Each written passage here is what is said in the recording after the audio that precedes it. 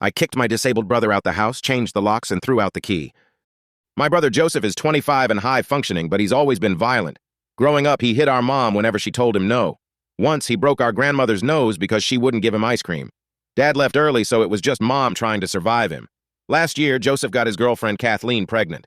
She's kind and works at a grocery store. No idea how she fell for his act. Their son Lloyd was born autistic too, but unlike Joseph, he needs constant care.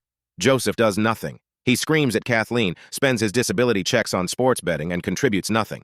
Kathleen started showing up at our house with bruises. She always had excuses, but we knew. I helped by buying diapers and formula. Mom watched Lloyd while Kathleen worked.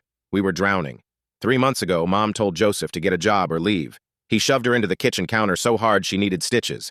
I wanted to call the police. Mom begged me not to. She didn't want him to have a record. So I drove him to job interviews myself.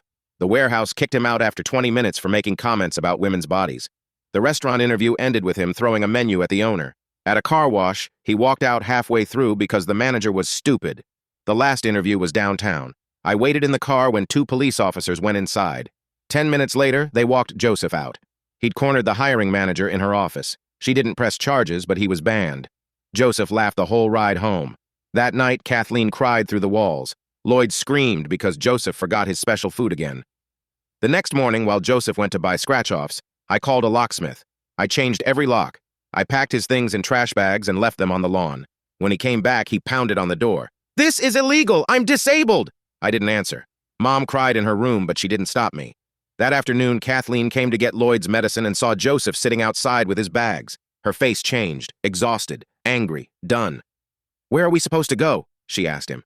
"When I get back in there, I'm going to make him pay," Joseph yelled.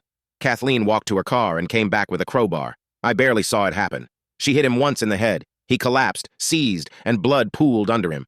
By the time the ambulance arrived, he was gone.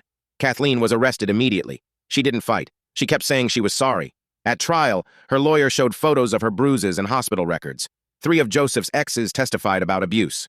The jury convicted her of manslaughter, but the judge sentenced her to 10 years. That was 6 months ago. Lloyd lives with Mom and me now. I drive him to his special school every morning. Kathleen calls every Sunday from prison. I put money on her commissary and send pictures of Lloyd making progress. I don't regret changing the locks.